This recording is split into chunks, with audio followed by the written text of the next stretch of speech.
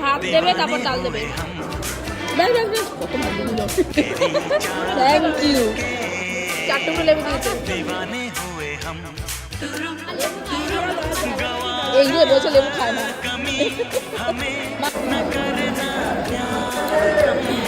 বসা বাবা একদম ছোট ইয়েটা। এই বাবা আমাদের খাওয়া ডান। এখন মোটামুটি কটা বাজে? 3:30।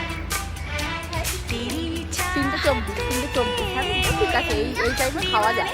বাড়িতে এই টাইমে খাওয়া হয়। আমরা চললাম, এই যে আসতেই ওকে একটু ঘুম পাড়াতে হবে আজকে, মানে বিকালে খুব বিরক্ত করবে না ঘুম পাড়ালে।